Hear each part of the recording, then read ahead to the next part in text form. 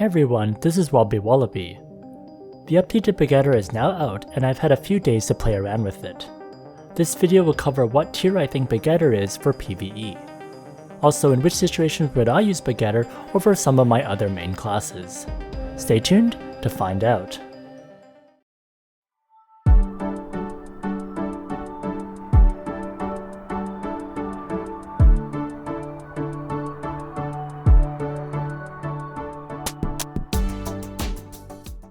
I'll have several criteria that I'll go through when discussing my feelings toward Begetter. First, how good is Begetter's burst damage? The homunculus get buffed to have a big skill multiplier. For example, Annabelle does 3000% attack with a 2-second cooldown. However, although you can deal high damage, your homunculus won't be hitting with this high damage right away. As a result, this is an S tier since some classes like Saitama can hit hard right away so they can one-shot monsters. For example, here I outrun my homunculi and the golden thief bug teleports away since my damage alone isn't high enough. This is the same problem I have with other classes like Thanatos, who has good burst damage, but it only happens over time, not on the initial hit, which drives me absolutely nuts for boss hunting. So as a result, I would never use Begetter for boss hunting. I would consider Begetter A rank for burst damage. Next, how good is Begetter's DPS? I would consider this S tier. This is another class that can carry legend runs. For example, here I'm fighting the legend golem and I'm able to hit it for 24.7 million damage in some shots. There definitely is the potential against tough bosses, which I really like. Next, how good is Begetter's survivability? I would consider it A rank. Your homunculi and your hell plants will give you back HP each hit. You can see how much I gain as I hit the golem. This also makes it very ideal for Void MVPs, and when I use other classes like Novice Guardian or Saitama, I'm using a lot of potions. The lifesteal just makes it very convenient, and you can survive for quite a while.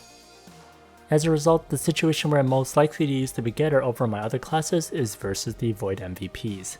I think it performs very well. Next, how about speed?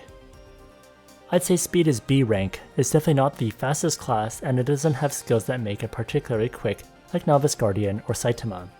This is why I don't like MVP hunting with it since I need a fast class to compete. Next, how about AoE? I give it A rank. Demonic Fire, Hell Plants, and Cart Cannon provides great AoE. In fact, I was able to clear Oracle Elite 10 using Begetter, which was not an easy task for my other classes. The AoE is quite consistent. Besides having good AoE, your homunculi are also strong enough to beat down the bosses in Oracle. Next, how about required runes? Here's my skill and attribute runes.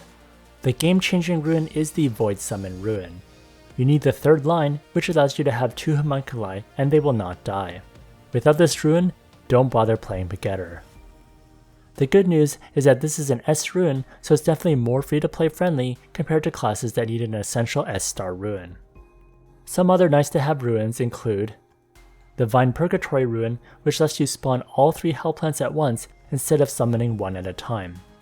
This provides you great additional DPS, but you could also survive by spawning 1 hell plant at a time. Next, the Emerging Curse Star rune gives you great survivability, especially with the third line. This is a nice to have, but not mandatory. Next, the Life Fetter rune is great and is also an A rune, so it's quite easy to get. Next is the Dark Thorns rune for more hellplant damage. This is nice to have too. Your 2 homunculus will be doing the majority of the damage, but the hellplants also come in handy when taking out mobs. Next is the Hellblaze rune, which is nice to have for some extra damage. The extra fire attack percentage is also great if you're using the Magnum Break skill in order to convert your attacks and your homunculus attacks to fire. For required runes, I'd say it's A rank. It's not S rank since you do need the Void Summon rune with the third line, and there are some classes out there that can survive without a third line rune like Lightbringers. If you need more BCC to roll for these runes, then try Smile.1. Smile.1 allows you to get discounted BCC and premiums for Ragnarok Mobile. They have been around for more than 8 years and have lots of global business partners for other games too. I'll put a link in the description. Thanks to Smile.1 for sponsoring this video. Next, can skills be converted? I find classes that can convert elements to be one of the strongest, since dealing double damage is always fantastic against a target. Being able to convert also makes it more free-to-play friendly, since it's a huge source of damage. Begetter is partial for converters.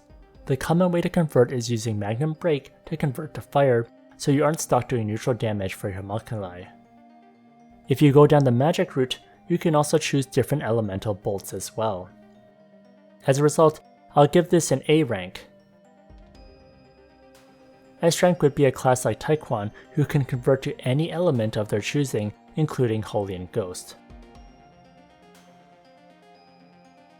Next, how free-to-play friendly is this class? I'd say it's B rank. The reason being your homunculi's attack is heavily dependent on your own attack and deposits. Also, you'll need to spend lots of time or base EXP potions leveling up your homunculi, or their damage is going to be very low. For example, my Annabelle has 120,000 attack at level 100. My Bayari has 103,000 attack at level 118. I've seen other people with higher level homunculi but they have more than 50% more damage compared to me. Here's my free-to-play 1% deposit Begetter who has 4,375 attack. Emister has 16,000 attack, so don't expect any miracles that happen versus bosses. If you're starting out, it's not going to be easy. I still think Spirit Whisperer or Lightbringer are more free-to-play friendly classes that I would recommend to people. Those depend less on raw attack and more on other factors that are easier for new players to get. Overall, I'd say Begetter is A rank for PvE.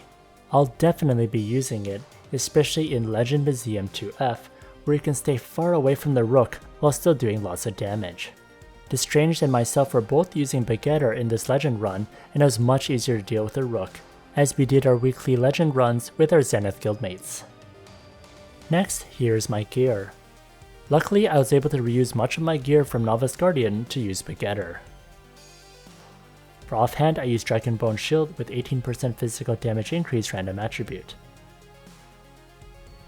I used the Alistar card for MVP damage. For armor, I used the Voodoo Armor for the ignore defense and attack percentage. I have 15% penetration random attribute.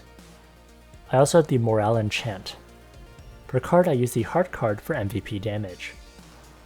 Next, I used Brave Warrior's Pauldron for ignore defense, and I had the skill damage random attribute. I used the Vagabond Wolf Star card for attack percentage. Next, I used the Dragonslayer War Boots for the attack percentage and had the penetration percentage random attribute. I used the Flute Player Star card for more move speed. Next, for my first accessory, I used the Steel Ambition for the attack percentage and the physical damage increase random attribute. I used the Moonlight Tendrillion Star card for more skill damage. For my second accessory, I used the Steel Ambition again. For card, I used the Marine Sphere card to use the skill Magnum Break. I use Magnum Break whenever I face bosses that aren't fire or water. For weapon, I used the Destroyer's War Axe, and I used the Menorah Star cards. Next, I used Holy Knight Blessing for the skill damage, and used the Machine Dragon Wing card for MVP damage. For face, I used Winter Crown for the skill damage. For mouth, I used Honey Bunny for the skill damage and move speed. For back, I used Love Goddess for the final damage. For tail, I used Rock Bunny for the damage to MVP and move speed. For Okomare, I used the plus 10 Bill for MVP damage. I also used the Deathcat Armor for silence and stun resist. For Relic, I used Wei's Sai. Next are stats with self buffs and foods. For attributes, I max Strength, Vitality, and Remaining into Int. This gives me a lot of survivability. I have 707,000 HP. I have 33,000 attack. I have 464 strength. I have 61% penetration, 43% skill damage increase, 198.1% damage percentage, 91.4% physical damage increase, and 143.5% ignore defense. For Adventure Handbook, I have 2,724 attack and 71% attack deposit. Next are skills. Here are my merchant skills. Here are my alchemist skills.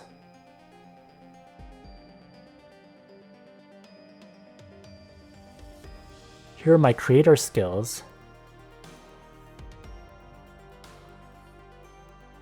Here are my genetic skills.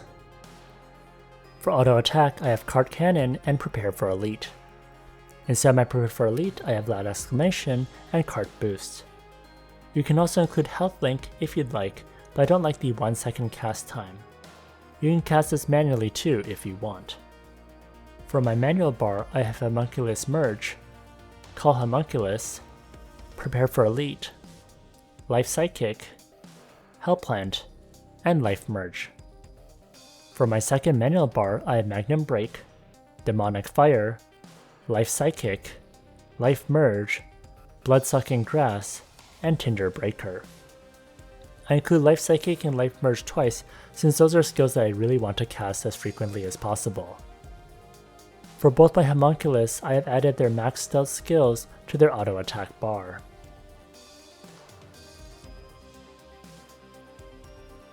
Next, let's see my Begetter in action. Before a battle, I cast homunculus merge, then life psychic, and life merge. I cast hellplant right away. I cast magnum break. I cast tinder breaker.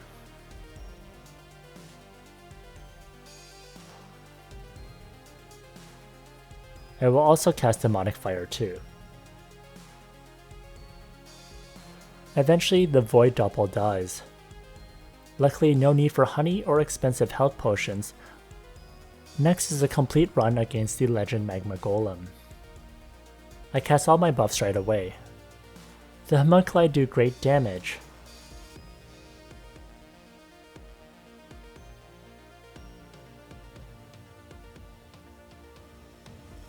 I run away from the AoEs, and I like how the golem is distracted with my homunculi.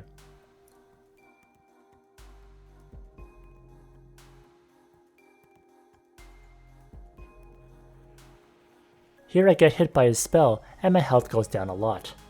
Luckily, the lifesteal from my homunculi and my hell plants heal me back up quickly. Also, sometimes your homunculus gets stuck.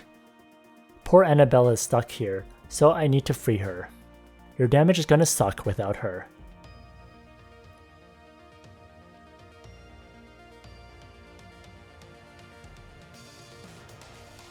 I also got trapped, but something frees me. Usually this is instant death.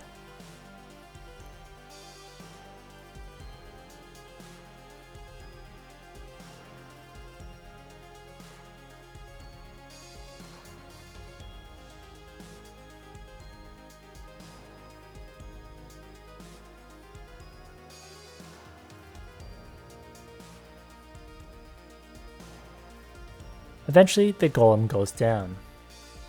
I really like not having to use many potions. Next, against the legend dragon, I'll admit I can't solo it. My damage is too low due to my homunculus level, and I think without a party, I can't do it. So, Begetter damage isn't so busted that all legend bosses are easy to do. I hope you enjoyed the Begetter buffs and are having fun playing this class. What tier do you think Begetter is? Let me know in the comment section. If you enjoyed this video, please like, comment, and subscribe. Here's a video that I would recommend. If you want to learn more about Begetter, see the Begetter playlist over here.